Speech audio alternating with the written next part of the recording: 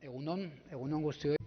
Muy buenos días a todos y a todas y muchas gracias por haber acudido a esta convocatoria y ya vamos a dar comienzo a la jornada de hoy. Todavía faltan personas asistentes, pero bueno, acudirán en breve. Por lo tanto, hemos decidido comenzar ya esta jornada organizada por Beatus, el Observatorio de Ciencias Sociales, perdón, y Lidia Milibia, la viceconsejera, perdón, de Políticas Sociales, comenzará con la introducción y luego ya comenzaremos con las ponencias. Gracias. Y cuando quiera, Lide.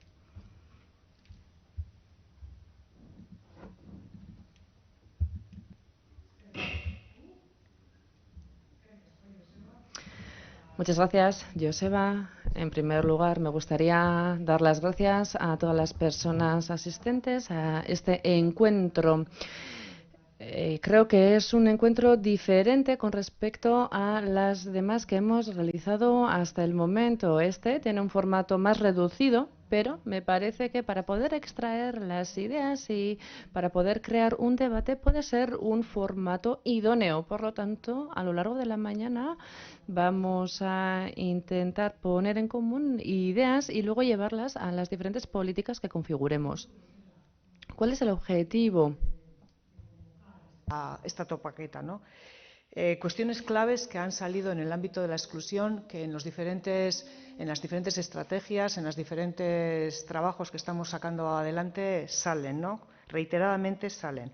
Por una parte, la articulación de la atención primaria y secundaria en las personas en situación o riesgo de exclusión, para promover cada vez una atención más continuada, más personalizada, adecuándolo además a los procesos itinerarios de inserción de estas personas, ¿no?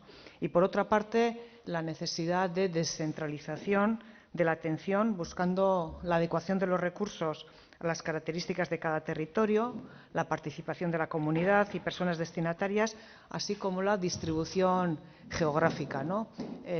Todos y todas las que estamos aquí sabemos la concentración de recursos que hay en los municipios más grandes, sobre todo en las 3 capitales, y esa descentralización en el territorio, ¿cómo podríamos abordarlo, ¿no? Pues es otra de las claves que hoy queremos tratar.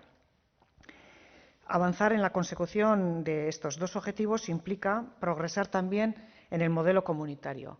En el modelo comunitario que establece la Ley Vasca de Servicios Sociales y que se caracteriza por las 4 P's que decimos, ¿no? Por una parte estaría la proximidad y la personalización en la atención, que resulta a su vez de la integralidad y de la continuidad, y otras 2 P serían la prevención y la participación de las personas destinatarias.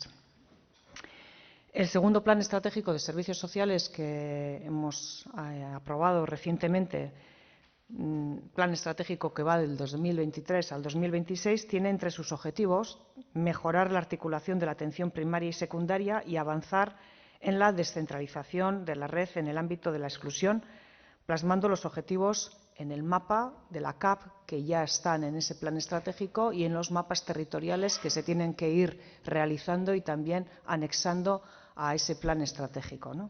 Como veis, en este plan estratégico de servicios sociales se recogen los 2 objetivos principales de esta topaqueta. Helburu horiek planteatzeko eta Para plantear dichos objetivos, la Administración Pública Vasca va a abordar también los derechos subjetivos y las obligaciones, y vamos a emprenderlo desde un marco legal, y este marco legal será la Ley de los Servicios Sociales, como no puede ser de otra manera, y también las prestaciones y la bolsa de trabajo y el decreto correspondiente a estos servicios sociales. De los trabajos y informes que hemos realizado a lo largo de estos años, partimos también de algunas premisas compartidas que ya se reflejó en la evaluación del primer Plan Estratégico de Servicios Sociales y que va a tener en cuenta la segunda Estrategia Vasca de Exclusión Residencial Grave 2024-2028, que, bueno, pues que está prácticamente terminada, consensuada, acordada con las instituciones y con las entidades que trabajan en el ámbito de la exclusión, y que en breve será llevada a Consejo de Gobierno para informar, ¿no? En esta segunda estrategia de exclusión residencial grave se constata la necesidad de ofrecer una atención cada vez más preventiva e integral desde un enfoque basado en el ejercicio efectivo de los 6 derechos: el derecho a la salud, el derecho a la educación, a los servicios sociales, a la garantía de ingresos, a la vivienda y al empleo.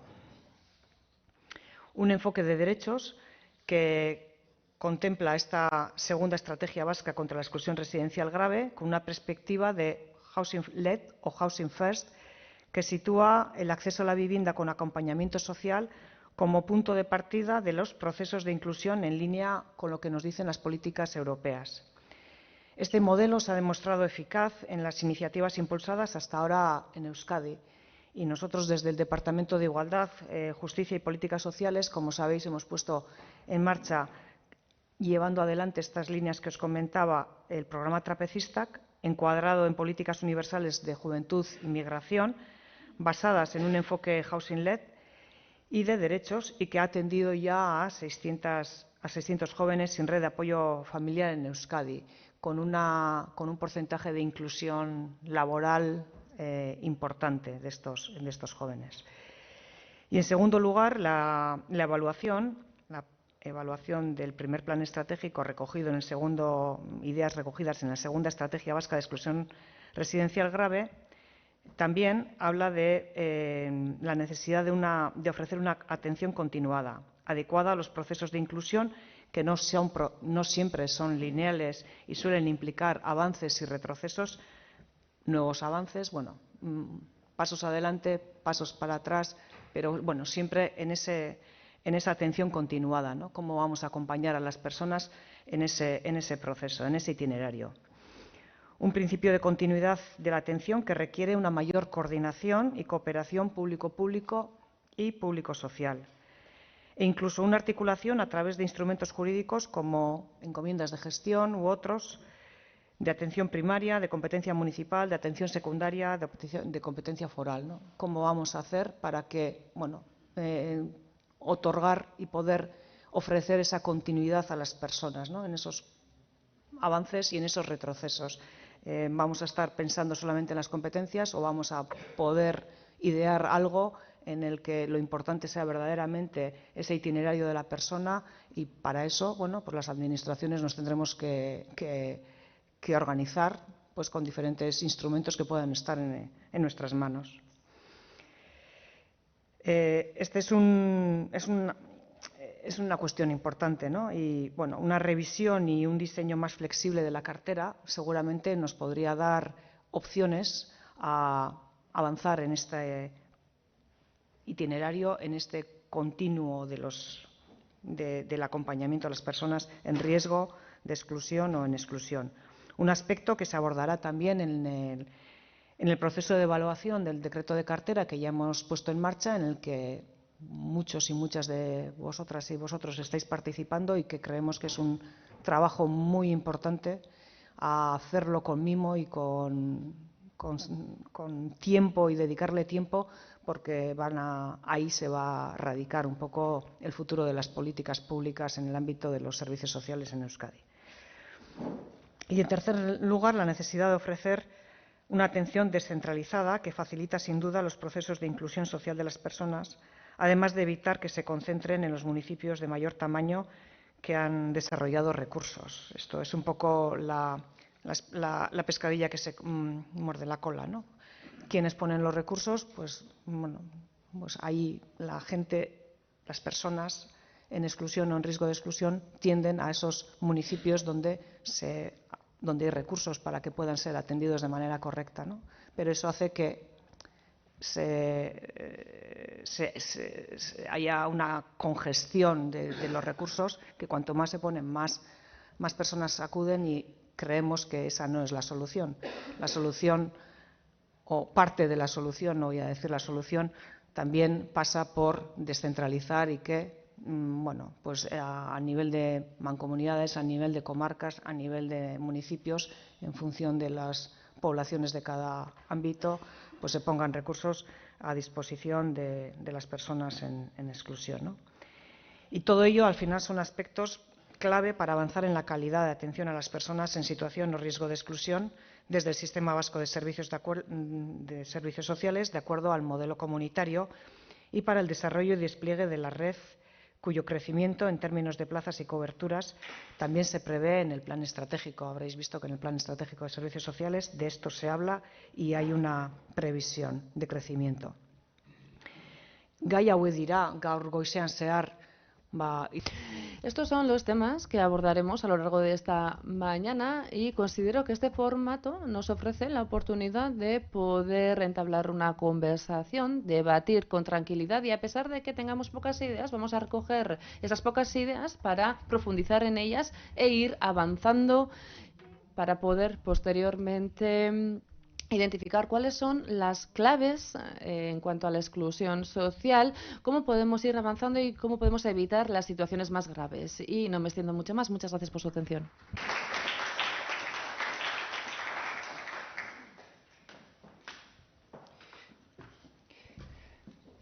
Bueno, goizean edukiko dugun lehenengo ponente.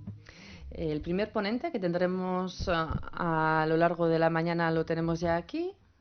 Creo que casi todos conocéis a Manuel Aguilar, pero yo me voy a atrever a hacer una presentación muy rápida e improvisada y sobre todo explicar también las razones de que esté aquí Manuel Aguilar. Él es licenciado en Sociología, profesor de Trabajo Social durante mucho tiempo, primero en la Universidad Pública de Navarra y después en la Universidad de Barcelona. Y es una persona que ha trabajado en muchos ámbitos. Yo creo que es una de las personas que más sabe sobre la trayectoria, sobre la historia y sobre los problemas de los servicios sociales, tanto de rentas mínimas, creo que es una de las personas que más o mejor conoce las rentas mínimas en España, pero también sobre los servicios sociales, los servicios de atención a la dependencia, los servicios de inclusión, que es sobre los que nos vamos a centrar hoy. Y creo que también Manuel es una de las personas que más ha reflexionado, y es una de las razones de que esté aquí, sobre cuáles son los problemas de articulación entre lo que en Euskadi decimos atención primaria, atención secundaria, servicios sociales básicos, servicios sociales especializados, cuáles son los problemas, no sé si las soluciones, pero al menos las dificultades y las opciones que tenemos pues para darle respuesta a las cuestiones que ha planteado Lide, ¿no? Sobre todo en el ámbito de la exclusión, pero no solo, cómo hacemos que, más allá de la coordinación con otros servicios de empleo, de salud, de vivienda, la coordinación entre los servicios sociales municipales o de atención primaria y los de atención secundaria, que en el caso de Euskadi son los de las diputaciones, pues funcionen de una manera un poco más engrasada. Él hará una ponencia de unos 20 minutos. La idea es que después tengamos tiempo para también un poco la configuración de la sala y el hecho de que estemos también en petit comité, pues la idea también es que después tengamos tiempo para hacer preguntas o también para valoraciones de lo que nos cuente. Entonces, Manuel, cuando quieras. Vale, pues, bueno, pues muchas gracias, eskerrik asko. Egun on guztioi, bon día a tothom, buenos días y muchas gracias por estar aquí, por la invitación para estar aquí con vosotros hoy en esta jornada. De todo lo que le cuentan del currículum de uno, que lo único que quiere decir es que uno tiene ya unos cuantos años, por eso tiene una larga trayectoria en este campo más que por otra cosa. A mí me parece que los que me han oído en otros sitios me habrán oído este rollo, por lo tanto, disculpas por repetir la historia si alguien me había oído antes. Pero lo que sí me gusta decir es desde dónde hablo yo. Yo soy una persona que trabajó 3 años y medio en un ayuntamiento, en los servicios sociales cuando nacían, entre el 83 y el 87. Y desde el 87, por lo tanto ya desde hace unos cuantos años, he estado, como explicaba Joseba, en la Universidad, primero la Escuela de Trabajo Social de Navarra, después la Universidad Pública de Navarra y después la Universidad de Barcelona. Quiere decir que soy la persona que básicamente hablo desde el mundo de la investigación, el mundo académico. Y creo que eso es importante, lo he hecho siempre con mucha proximidad a los servicios sociales, colaborando con administraciones directamente, con servicios de muy diverso tipo. Por lo tanto, creo que he estado bastante cerca de la realidad como para observarla, pero es importante saber que yo hablo de una persona que observa la realidad desde fuera y mi visión creo que es una más de las múltiples visiones que hay que poner encima de la mesa. La visión de un profesional de primera línea será otra, la visión de un responsable técnico de dirección o de gestión es otra, la visión de un responsable político del campo es otra, y todas esas visiones son perfectamente legítimas e interesantes y cada una aporta cosas distintas. Lo que yo, a lo mejor vosotros no veis cosas que yo veo, pero yo no veo cosas que vosotros veis, de alguna manera. Por lo tanto, creo que lo que es útil es saber desde dónde habla cada uno y a partir de ahí discutamos y entre todos vayamos construyendo conocimiento compartido. Bien, voy a intentar ajustarme al tiempo porque me parece que lo más interesante y más con el tamaño y el formato que tenemos es que podamos debatir. Y como apuntaba Joseba, voy a centrarme sobre todo en las cosas que tienen que ver con la cooperación o con los problemas de fragmentación y coordinación dentro del ámbito de lo público. Sé que hay intervenciones después, que estoy especialmente interesado en oír, sobre la cooperación entre entidades públicas y entidades del tercer sector de iniciativa social. Me voy a centrar sobre todo en lo que nos pasa dentro de lo público. Me habían puesto este título, Modelos de coordinación institucional, reflexiones y orientaciones, y podría empezar diciendo, bueno, si tuviera que empezar por las conclusiones finales y qué es lo que tenemos que hacer, podría empezar con dos frases relativamente sencillas. Reduzcamos el número de actores. Sabéis que hay esa frase, me parece que es de Einstein, que dice hay que dar las explicaciones lo más sencillas posible, pero no más de lo posible. Es decir, hay que simplificar todo lo que se pueda, pero hay un nivel por debajo del cual no se puede simplificar. En primer lugar, hagamos intervenir el mínimo de actores posibles a la hora de coordinar, porque toda coordinación tiene unos costes, pero no menos de los que realmente sean necesarios para poder hacer las cosas. Y segundo, y esta segunda ya abriría un mar de problemas, es muy importante que cada uno sepa lo que le corresponde y que haya una visión compartida de lo que le corresponde, el papel que le corresponde jugar, de las responsabilidades de cada uno. Con este segundo punto casi podríamos cerrar la sesión y dedicarnos a trabajar sobre eso, porque a mi modo de ver, en buena medida, una de las fuentes principales de tensiones y conflictos dentro de los servicios sociales y con otro tipo de servicios está precisamente en eso, en si todos tenemos claro una visión compartida de qué le corresponde a cada uno, ¿no? Y sabéis, cualquiera que esté en este campo sabe que la discusión de esto no es nuestro, esto le correspondería a otros, que los otros no hacen lo que les toca, es algo habitual, y los malentendidos, ¿no?, entre el otro que piensa que a mí me toca hacer cosas que yo creo que no me tocan hacer, son el pan nuestro de cada día.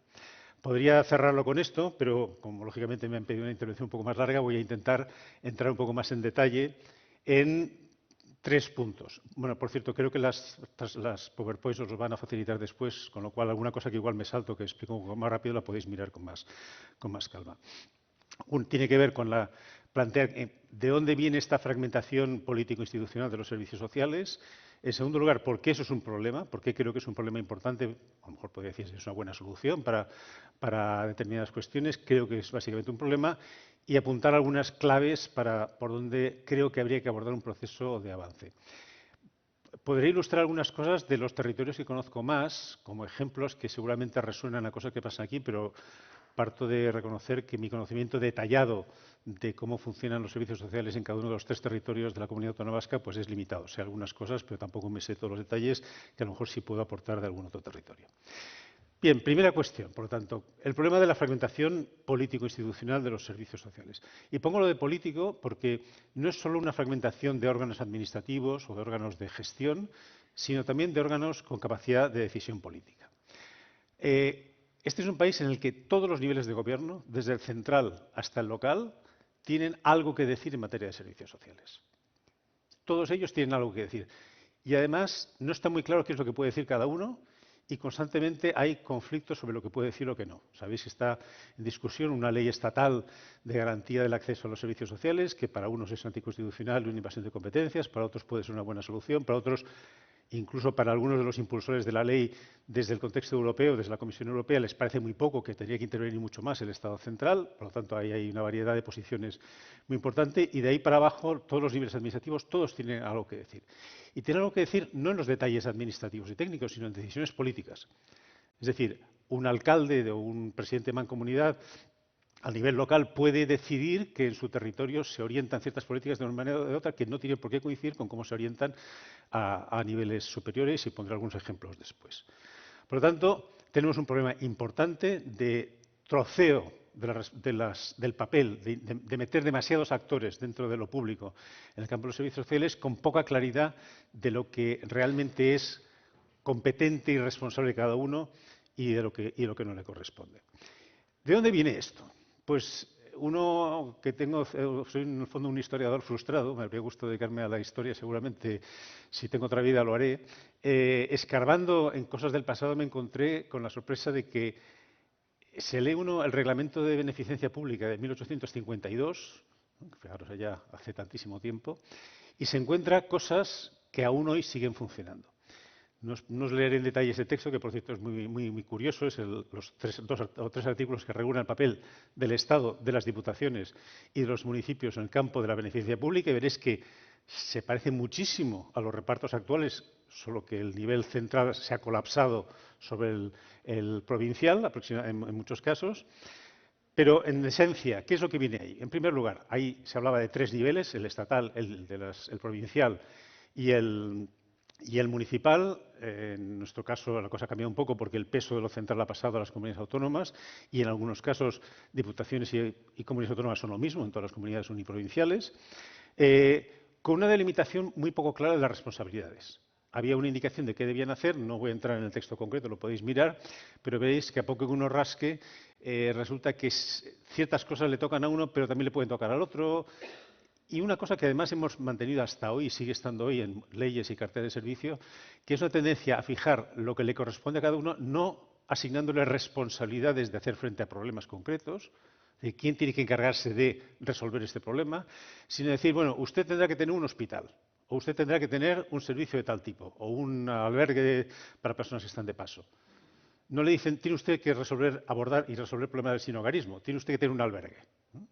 Lo cual permite una fragmentación que al final hace que nadie sabe quién es el responsable de resolver el problema de fondo. Sobre ese pasado remoto, digamos, pero claro, que ha dejado una huella, una impronta, con cambios, evidentemente, pero ha dejado una impronta muy fuerte y que sigue funcionando hasta la actualidad, o sus huellas están muy presentes. El proceso de reordenación de todo este campo de la beneficencia pública y la asistencia social y creación de los llamados servicios sociales modernos, allá entre finales de los 70 y a lo largo de los 80 y 90, la etapa de las primeras leyes de servicios sociales autonómicas, del desarrollo de servicios sociales municipales, creo que también nos da algunas claves importantes. Fijaros que, y esto lo señaló alguna persona en aquella época ya, y seguramente hay explicaciones de muy diverso tipo de por qué se hizo así, a diferencia de lo que pasó con el sistema de salud, no se ordenó, porque el sistema de salud tenía problemas muy parecidos. Teníamos la red de la seguridad social, las redes de la beneficencia pública de diferente tipo, los ayuntamientos hacían unas cosas, salud mental estaba por otro lado, repartido por muchas administraciones. Lo que se hace en el campo de la salud con la Ley General de Sanidad del 86 es primero ordenar el sector y después transferirlo a las comunidades autónomas, y transferirlo en bloque. En los servicios sociales, quienes a lo mejor recordéis aquel proceso, fue un goteo de todo lo que iba encontrando la Administración Central, que parecía servicios sociales, pues para allá va, ¿no? La obra de protección de menores, venga, para vosotros. Tenemos aquí, no sé qué, al final el Inserso era lo que tenía más dudas, dijeron, bueno, pues también, os lo veamos para allá. Pero no se ordenó primero y se transfirió después, sino que se fue transfiriendo y cada comunidad fue ordenando como pudo y supo, y algunas veces con aciertos y otras veces con errores, lo que le fue llegando. Y un elemento clave es que, y volveré sobre él, es que no se agrupan, no se construyen lo que se llaman bloques orgánicos. Veréis que eso está dicho en el propio texto de la exposición de motivos de la Ley General de Sanidad. No se construyen bloques, es decir, todo este conjunto de servicios y prestaciones son los que hacen falta para resolver este problema y todo eso os lo paso para que lo podáis gestionar, sino que se van transfiriendo cosas sueltas, ¿no?, que pueden o no corresponderle a diferentes administraciones. Por ejemplo, por poner ejemplos para que se entienda el argumento, la atención a la infancia en situación de riesgo puede ser en parte responsabilidad de los ayuntamientos, pero también de los gobiernos autónomos o de las diputaciones, en función de cómo califiquemos de la intensidad del riesgo o la necesidad de las medidas de protección o las respuestas que se vayan a dar. Por lo tanto, no hay un único responsable del conjunto de los recursos destinados a la protección o el apoyo a las menores en situación de riesgo, sino que eso está repartido por diferentes administraciones que gestionan diferentes trozos de ese esquema.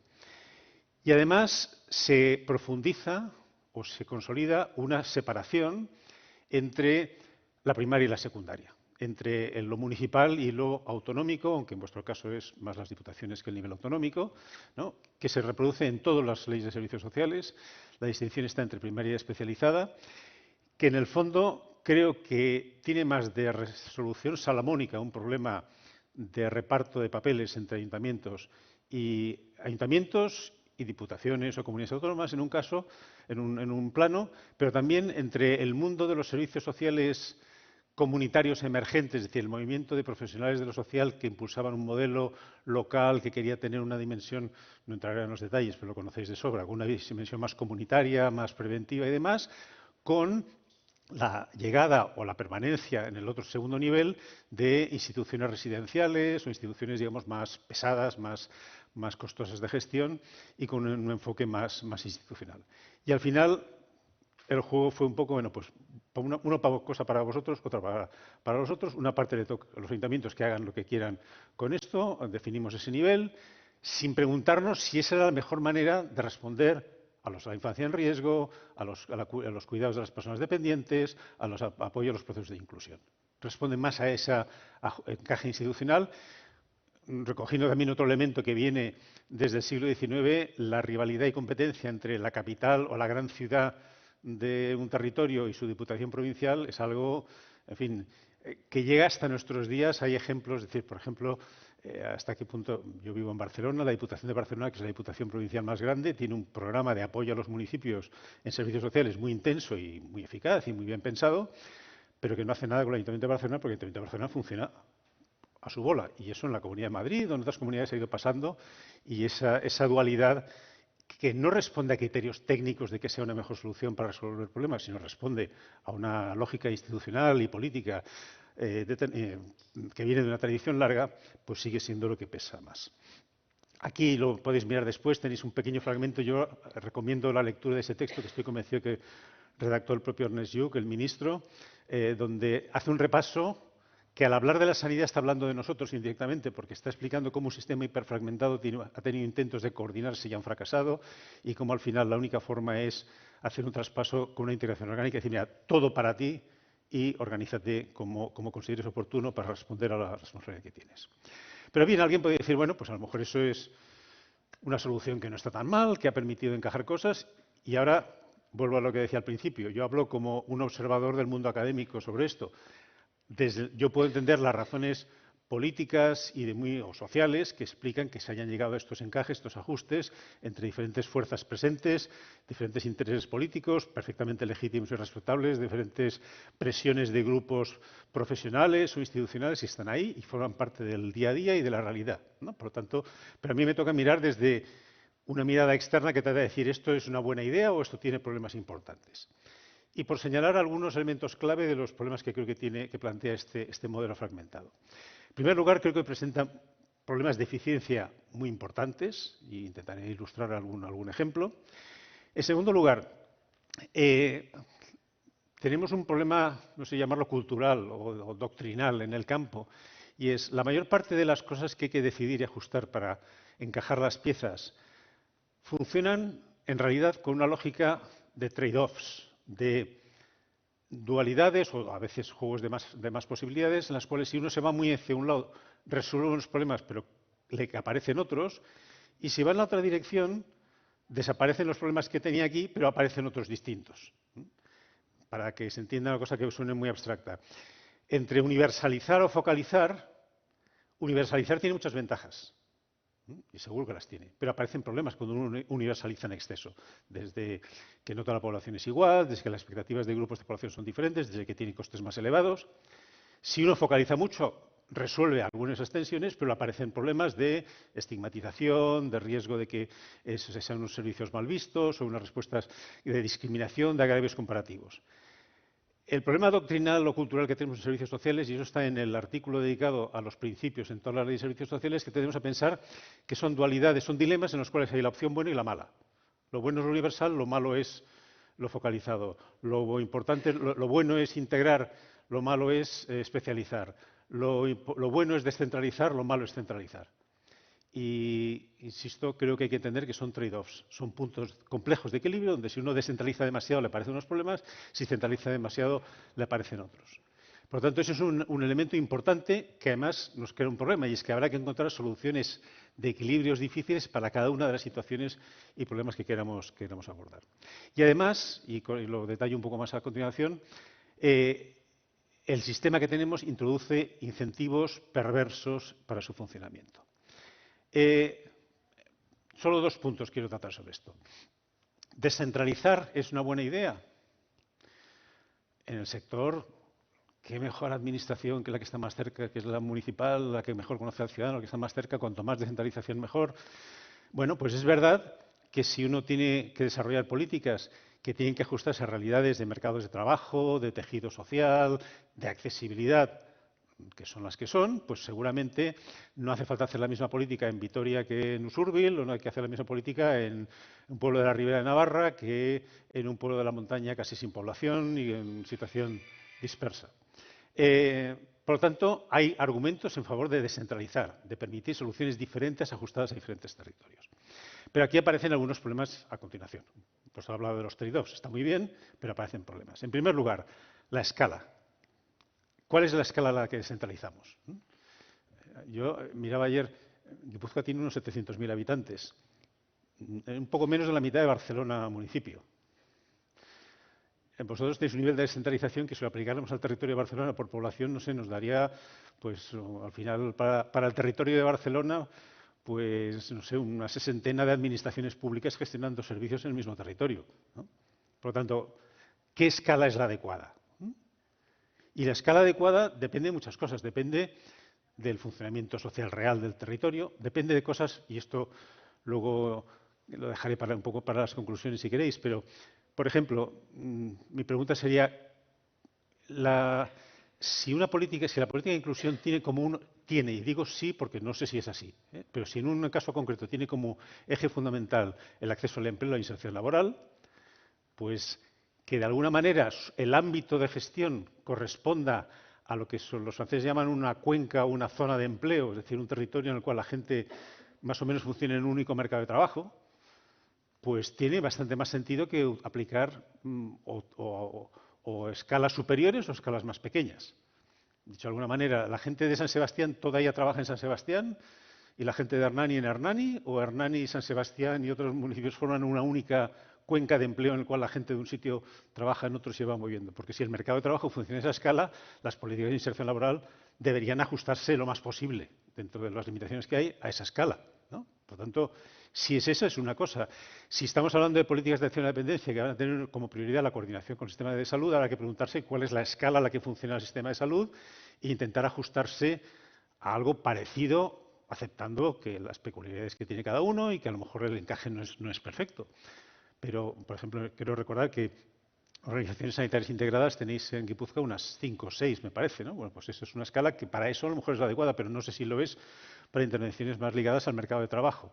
Por lo tanto, habría que preguntarse cuál es la escala que es relevante en función, como digo, de esas características de los territorios, de cuál es el aspecto que se quiera priorizar. Antes se apuntaba en la presentación inicial el problema de la movilidad de las poblaciones marginales muchas veces hacia los territorios donde se concentran los recursos. Volviendo a poner ejemplos que conozco más por donde vivo, La Mina no es un barrio en realidad marginal de Sant Adrià de Besòs. La Mina es un barrio marginal de la metrópolis Barcelona. Claro, que eso le haya tocado a un pequeño municipio de 20 y tantos mil habitantes que está artificialmente separado de los municipios grandes colindantes, no debería hacer recaer sobre esa entidad local todo el peso de algo que no es una parte de un problema suyo local, sino parte de un problema metropolitano mucho más amplio, ¿no? Por lo tanto, ese es el tipo de cuestiones que hay que plantearse a la hora de abordar la cuestión de la escala y también las que tienen que ver con la eficacia o la eficiencia en la gestión. Es decir, cuál es el tamaño mínimo para tener equipos de profesionales que se justifiquen por un número de casos suficiente, y cómo articulamos eso con los temas de accesibilidad, que en unos territorios urbanos pues es menos problemática, pero en territorios rurales puede ser más problemática. Aquí diría que nos gusta mucho descentralizar y somos muy municipalistas y muy partidarios de esto, de descentralizar lo más posible. Yo solo diría que los países que tienen modelos razonablemente exitosos de descentralización fuerte, el ejemplo típico son los escandinavos, pero hasta cierto punto el Reino Unido, con muchas peculiaridades, pues también podría estar entre ellos, pero sobre todo son los escandinavos, lo han podido hacer con entidades locales de tamaño suficiente. Por cierto, no vía agrupación voluntaria en mancomunidades, sino por fusión obligatoria drástica de municipios por ley. Es decir, Dinamarca bajó de 200 y pico a 100 y pico y ahora bajó hace poco a 80 municipios por una población equivalente a la de Cataluña, unos 7 o 8 millones de habitantes, ¿no? Y Si hubiera sido por los ayuntamientos, habrían seguido siendo 200 y pico. Pero se dijo, no, como queremos que gestionen la educación primaria y buena parte de la secundaria, queremos que gestionen la salud, al menos la primaria y una parte de la hospitalaria y los servicios sociales, necesitamos unidades de tamaño más grande. Por lo tanto, tiene que tener entidad suficiente y habrá que discutir en cada sitio qué es eso de entidad suficiente, tamaño suficiente, con capacidad política y de gestión fuerte, es decir, tiene que tener mecanismos de elección política, por ejemplo, de elección política, la elección directa y la responsabilidad pública directa a través de las elecciones es muy importante. Eso quiere decir que, por ejemplo, y ahora vuelvo a poner otro ejemplo concreto de nuestro territorio, en Cataluña tenemos 41 consejos comarcales, si no me falla la memoria, 41, me parece que son. Alguien podría decir, ¿no podría ser ese el mapa de los ayuntamientos reales de Cataluña? Dejando aparte de Barcelona, que tiene una situación metropolitana más complicada. Pues seguramente sí, pero uno de los problemas que tienen, como tienen las diputaciones provinciales, no las forales, no las 3 forales, pero sí todas las demás, es que son de elección indirecta. Yo, sinceramente, ahora no me acuerdo quién es el presidente de la Diputación de Barcelona, pero estoy seguro que todo el mundo sabe quién es el presidente de la Generalitat o quién es el alcalde de Barcelona, cuando vives en Barcelona, ¿no? Porque es alguien que ha sido... Perfecto, 5 minutos, acabo rápido. Por lo tanto, estas cosas funcionan cuando tienes entidades de tamaño suficiente, entidades con una capacidad política importante que deriva de una reconocibilidad por parte de la ciudadanía de que yo voto y pago mis impuestos a esta entidad y, por lo tanto, la financiación propia autónoma es clave. Una de las cosas que no se cuenta cuando se explica el modelo escandinavo descentralizado a los ayuntamientos es que los ayuntamientos se quedan directamente con el primer tramo del IRPF que se recauda en su territorio. No dependen de formas de financiación complicadas que llegan de 30.000 sitios. La forma es, tenéis estos recursos, tenéis esta responsabilidad, ahora gestionarla. En otros territorios, muy rápidamente, en otros países de Europa, lo que nos encontramos son modelos más bien centralizados con servicios locales que hacen de suplemento. Alemania, Francia son ejemplos de ese tipo de modelos, donde los servicios sociales locales son, digamos, complemento de políticas mucho más centralizadas. Hay un ejemplo curioso, que es el ejemplo alemán de las políticas de inclusión laboral y también de garantía de rentas, que es que, aunque sea una responsabilidad central, hay la posibilidad de delegarla en aquellos ayuntamientos que presenten un proyecto solvente de que lo pueden gestionar directamente, los municipios opcionales. Son unos 100 municipios en toda Alemania que dicen, yo me puedo hacer cargo de toda esa política, asumirla en mi territorio y mostrar que lo puede hacer, y entonces el Gobierno central se lo delega. Muy brevemente. Segundo elemento importante aquí es alinear sistemas de servicios. Es decir, cuando empezamos a tener que las divisiones territoriales y las responsabilidades están en niveles diferentes, comienzan a incrementarse los problemas inmediatamente.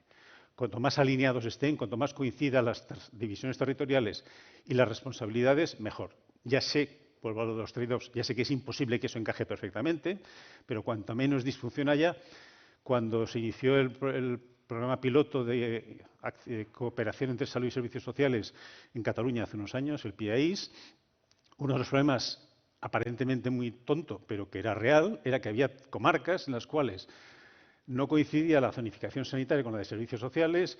Un equipo de salud de primaria tenía que entenderse con 3 administraciones de servicios sociales que, a su vez, cubrían territorios que no estaban cubiertos por tanto, alinear eso es importante. Y también alinear responsabilidades. Se suele decir que lo que más facilitó la mejor cooperación y la racionalización del uso de recursos entre servicios sociales y salud en Suecia fue una reforma que en los años 90, si no recuerdo mal, traspasó la responsabilidad de los ayuntamientos de las dos cosas.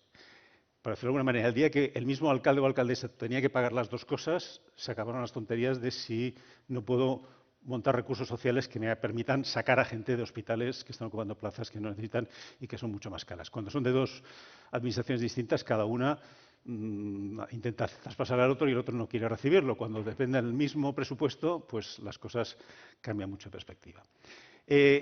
2 palabras muy breves sobre los incentivos y con eso termino.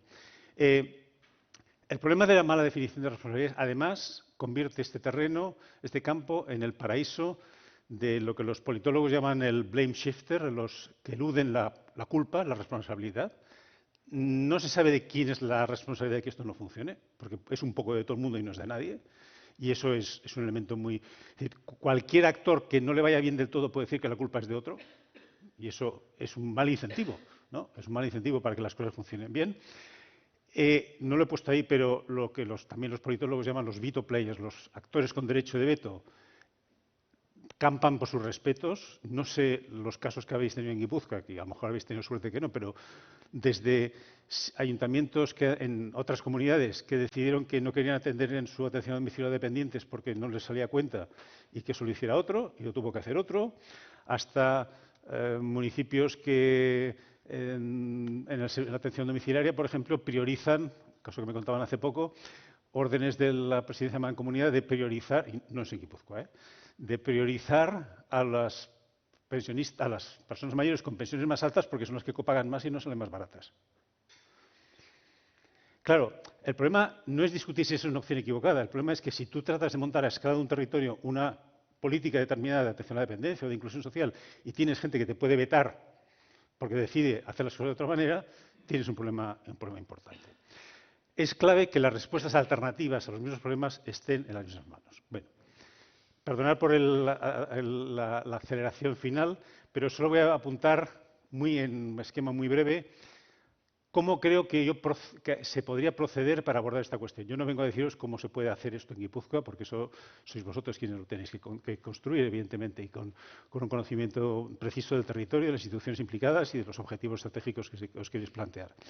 Pero yo diría, en primer lugar, habría que definir eso que la Ley de Sanidad llamaba bloques orgánicos, es decir, ¿cuáles son el trozo, el conjunto de cosas que tengo que poner en un único bloque para que las cosas funcionen? Seguramente, si yo estoy abordando cuestiones de políticas de inclusión, me preocupará más encajar políticas de acompañamiento social, políticas de acceso a la vivienda en condiciones especiales, políticas de inserción laboral, pero seguramente salud será un tema no tan importante y seguramente la atención domiciliaria y los servicios sociales tampoco será un actor muy relevante. Pues identifiquemos bloques. En cambio, si estoy hablando de dependencia, residencias, centros de día, SAD y demás serán elementos claves y la cooperación con salud serán otros. Pensemos esos bloques en primer lugar. Segundo, pensemos sobre los territorios concretos cuáles serían las escalas óptimas para abordar eso. Identifiquemos quién tiene que estar y quién no tiene que estar participando en eso, y supongo que de esto mucho lo tendréis avanzado, por lo tanto no os doy nada nuevo. Y a partir de aquí la pregunta es, ¿y esto puede funcionar, ese modelo deseable desde el punto de vista técnico y organizativo, puede funcionar con el modelo institucional que tenemos o requiere cambios? Porque también soy perfectamente consciente que las resistencias a cambiar el diseño institucional son fortísimas. Acabo con una anécdota en medio minuto. Hace 2007 se acaba de aprobar la Ley de Dependencia y me tocó estar en una mesa redonda en Madrid, donde había una directora general de, no sé, de Servicios Sociales o de Dependencia de una comunidad autónoma, y en un momento de mi intervención dije de la Ley de Dependencia que se acaba de aprobar me preocupan dos cosas. Una, que se esté dispuesto a poner el dinero que cuesta eso, porque suponía incremento importante del gasto público y de momento no se había dicho dónde iban a salir esos dineros. Y segundo, pues lo que acabo de explicar del lío de fragmentación administrativa. Y a la salida, después de la conferencia, de la mesa redonda, la directora general en cuestión se me acerca y me dice, a ver, yo eso que dices de los dineros no veo problema. Para mí era el problema gordo, ¿no? Digo, esto es lo más importante. Dice, yo eso no le veo problema. Ahora, lo otro olvídate porque no lo vas a ver nunca. Yo me reí. Unos años después creo que tenía más razón que yo. Es decir, creo que es más fácil aumentar el gasto en casi un punto del PIB en la dependencia que poner orden en el entramado institucional. Por lo tanto, tenemos una tarea importante por delante. Soy consciente de que las soluciones tienen que ser pragmáticas y las posibles y que hay resistencias, pero creo que hay que ir abriendo camino a un proceso de cooperación más intenso y espero que en lo que podamos ver en las exposiciones posteriores pues haya ejemplos que nos ilustren un poco sobre hacia dónde se puede ir por ahí. Muchísimas gracias.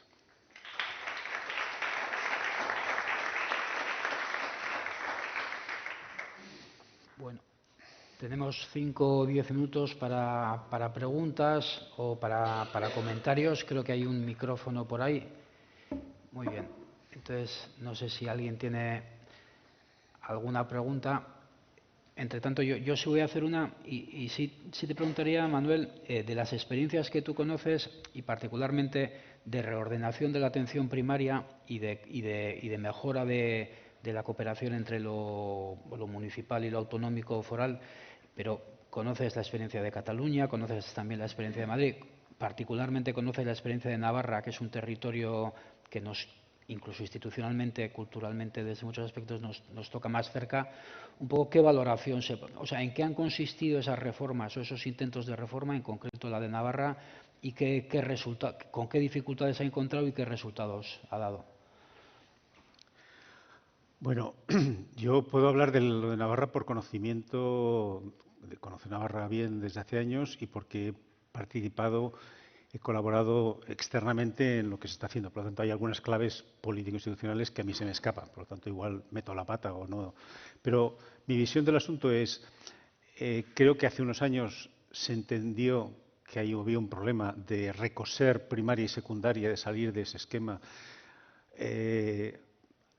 No tanto porque no haya más de una forma de hacer las cosas, sino porque se estaban separando cosas que no tenían sentido, ¿no? Es decir, por ejemplo, para ilustrar, tener equipos de atención a la infancia, los EAIAs, que no sé si aquí se parece un poco al modelo catalán, equipos de atención a la infancia más especializados, pero que son de atención primaria en el sentido de que atienden a gente sin internarla, en situaciones de riesgo, hacen intervenciones domiciliarias y demás, separado de la atención que se hace desde el programa de infancia o los servicios sociales de base, no tenía demasiado sentido.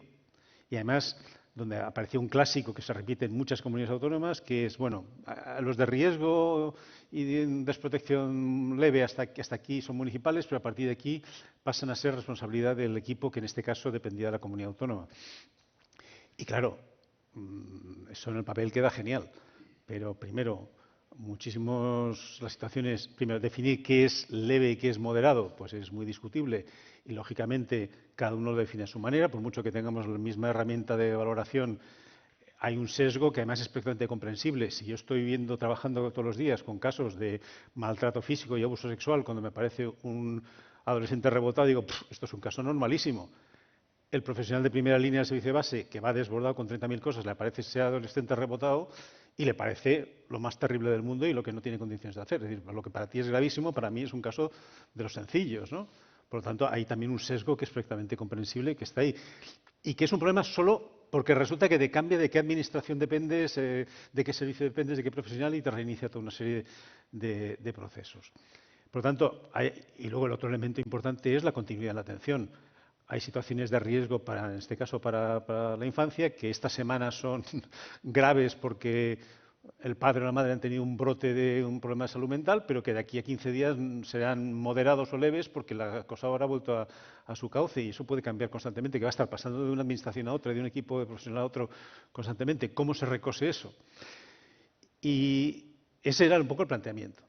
¿Qué se ha podido avanzar? Pues se ha podido avanzar un trabajo interno de intentar definir hasta dónde llegaría la responsabilidad de la primaria, entendido como lo de base, más estos equipos semiespecializados, y que le tocaría un nivel realmente más duro. Por ejemplo, en el caso de infancia, el acuerdo más o menos era que solo los casos donde hay una retirada de la custodia o una intervención de este tipo sí que serían de un nivel más especializado y centralizado, pero lo otro debería hacerse todo en ese conjunto. Pero claro, a partir de ahí viene el problema: ¿cómo encajo un nivel primario que tiene partes autonómicas y además a través de una fundación pública con la otra parte que depende de un archipiélago de ayuntamientos, mancomunidades y demás, que tienen pues muchos problemas para encajar las cosas? Cuando nos interesa cooperar, todos estamos muy de buenas. Cuando no nos gusta algo de lo que nos dicen, pues entonces resulta que reclamamos nuestra autonomía para decir, no, yo no tengo por qué obedecerte a ti, que tienes. Entonces, ahí han aparecido juegos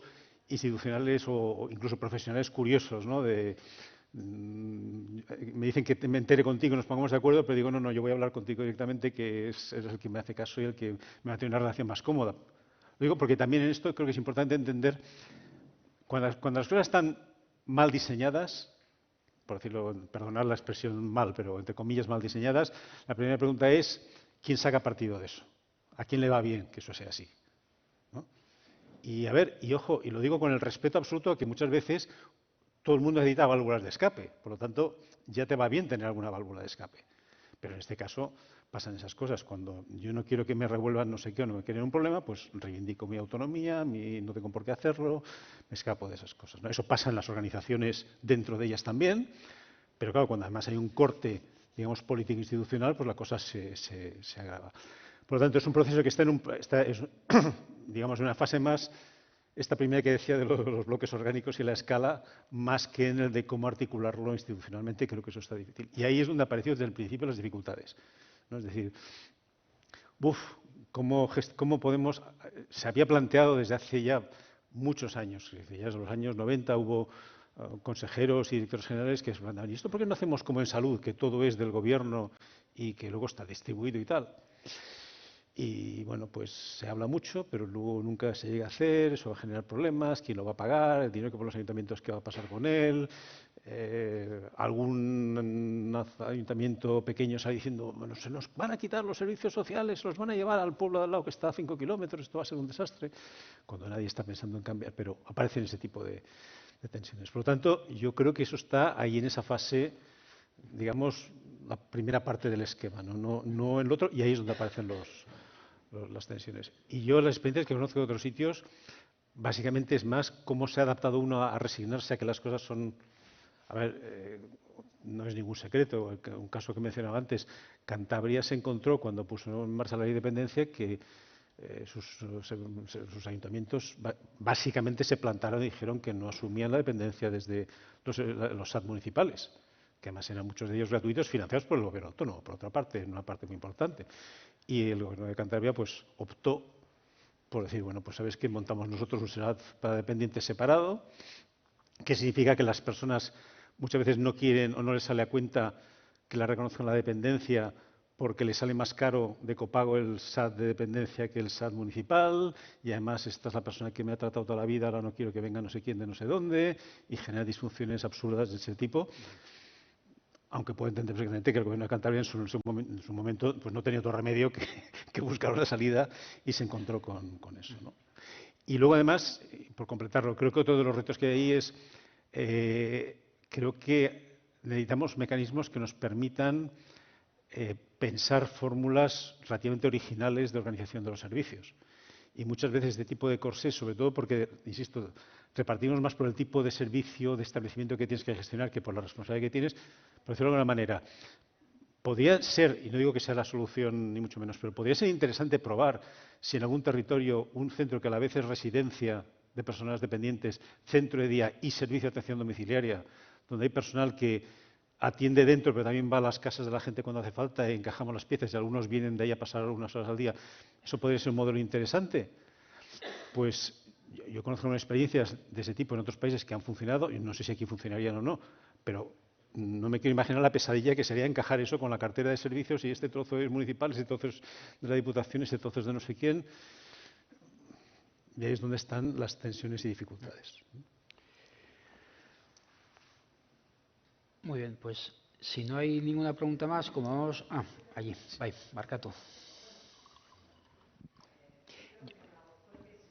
No, pero lo que sí agradecería es que antes de preguntar os presentáis y así también sabemos quiénes somos. Mi nombre es Rafaela Guillén, vengo del Ayuntamiento de Irún, soy actualmente la responsable de atención primaria de un equipo de 22 trabajadoras sociales. Y bueno, además de que comparto enteramente, ha sido un placer conocerte, que no conocía y ha sido un placer escucharte, la verdad. Gracias. Sí que es cierto que yo no sé si en otras comunidades, en otros municipios, tienes conocimiento de cómo encajar la realidad con la que nos encontramos en Guipúzcoa y concretamente en el tema de infancia que has mencionado y también en exclusión, pero cómo encajar además de lo primario, lo secundario, el tercer sector, que cada vez está cobrando más fuerza y en el País Vasco está cobrando más fuerza. Y tercer sector subcontratado al que se le da mucho poder y que al final no es que tengamos que tener la interlocución primaria y secundaria, sino que es primaria, tercer sector, a quién me tengo que dirigir, tercer sector, secundaria, quién manda más. nos estamos encontrando con situaciones verdaderamente complejas y a veces kafkianas, la verdad, ¿eh? Por lo menos el municipio de Irún, y creo que es compartido con otros municipios de Guipúzcoa. Vizcaya, la realidad de Vizcaya y de Vitoria la desconozco, y de Álava, Barkatu la desconozco, pero ¿cómo encajamos ya en el organigrama, ya la comunicación complicada entre primaria y secundaria a un elemento cada vez más fuerte, y que creo que es necesario, pero se dan situaciones muy complejas en este momento. Gracias. Yo sí, os agradecería tanto a Manuel como si va a haber más preguntas que seamos ya lo más concisos posibles para no retrasarnos más. Si hay más aportaciones, no tienen por qué ser preguntas. ¿O no? Sí. Chema. ¿Estabas preguntando? ¿Estabas? Pues...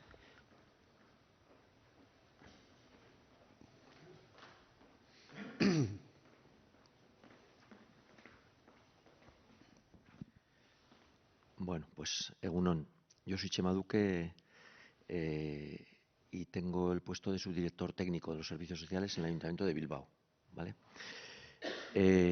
Bueno, gracias, eskerrik asko, Manuel, porque siempre, bueno, pues ofreces cuestiones para pensar y eso está muy bien, ¿no?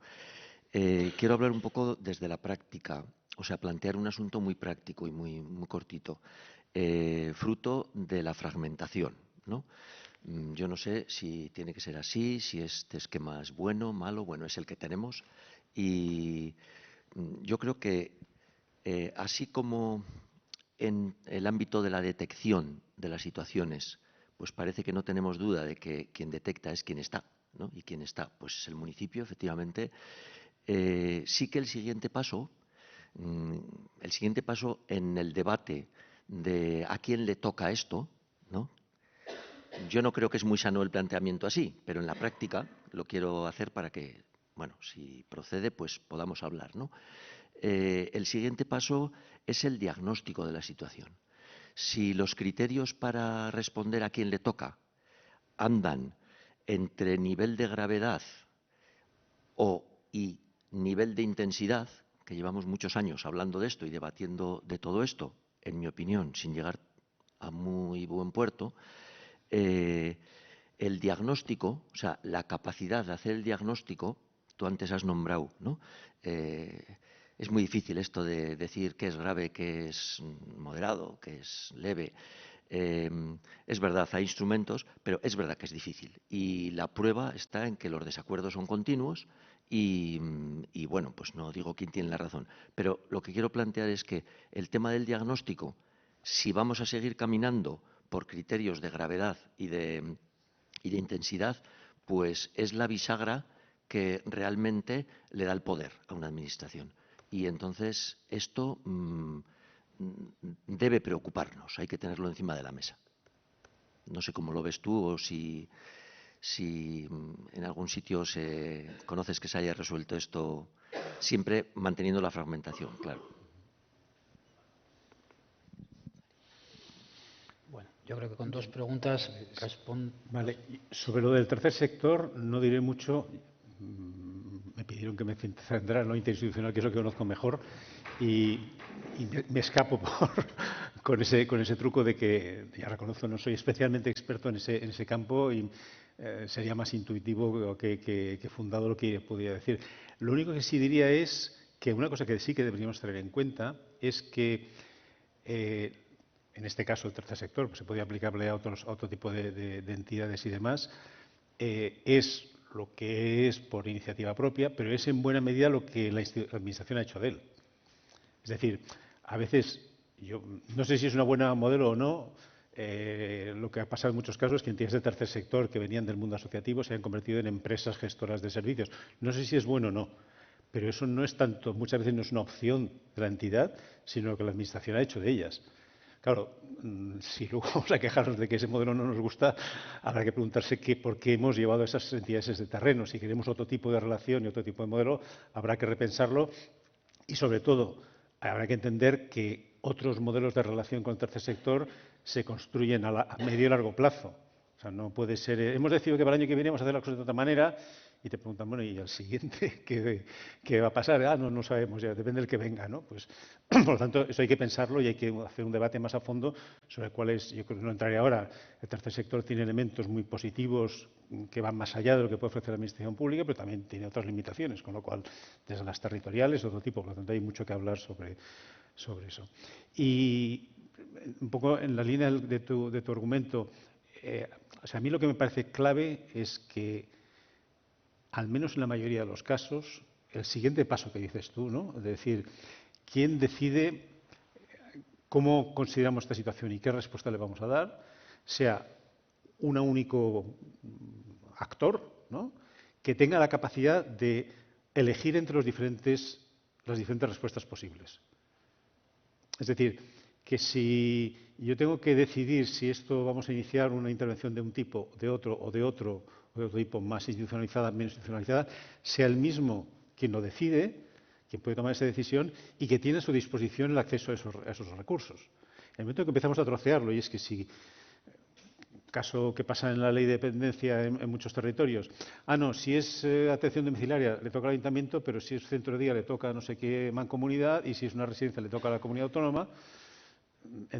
El problema de la calificación de los niveles se convierte en algo mucho más grave y es que cada uno se quita el problema de encima remitiéndolo a la lista de espera del otro, a la lista de las capacidades del otro, no pensando en cuál es la respuesta más adecuada para la persona, en primer lugar, pero también para el buen uso de los recursos públicos que vamos a poner en juego ahí, ¿no? Por lo tanto, yo creo que eso es importante, concentrarlo en un punto que tenga acceso al uso. Pues decirme, ¿hay algunas situaciones súper extrañas, especiales, que hay que llevarlas por otro canal? Bueno, de acuerdo, vale, pero limitémoslas a eso. Para el grueso de las situaciones hay que poder hacer eso. Y un último comentario, un apunte al vuelo de lo que dices de los instrumentos de valoración.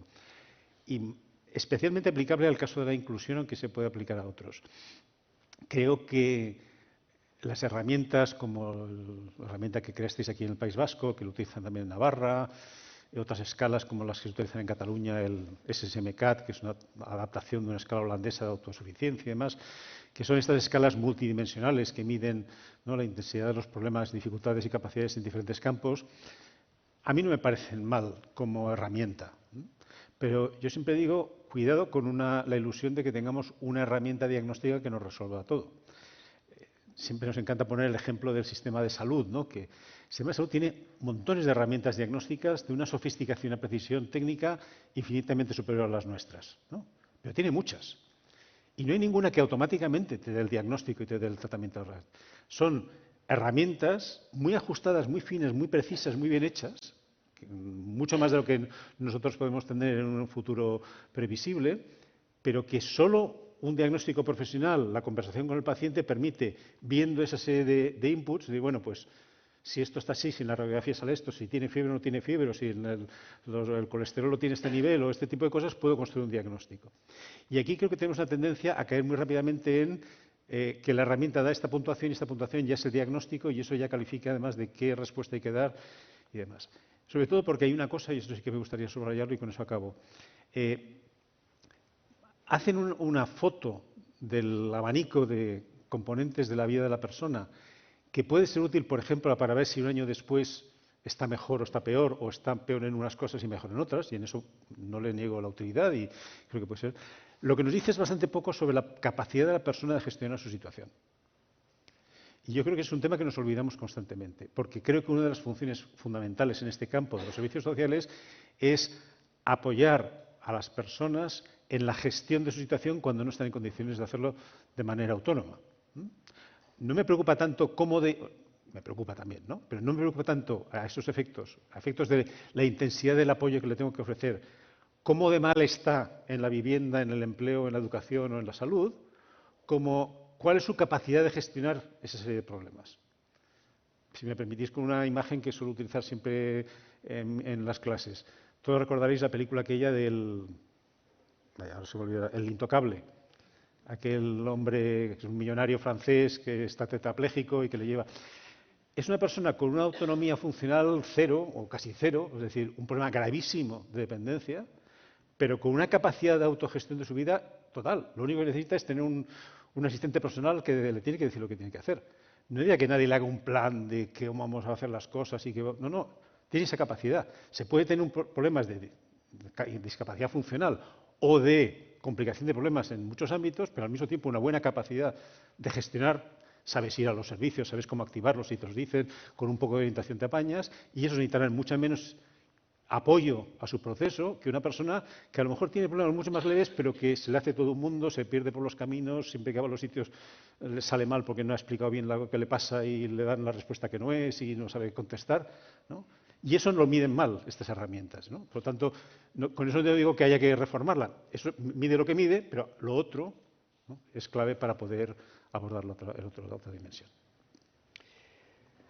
Bueno, pues yo creo que vamos a dar ya por terminada esta sesión. Voy a invitar a Elena y a Ángels a que suban. No veo a Ángels exactamente ahora. No. Vale, yo bajo ahí, ¿no? Sí, sí. Vale.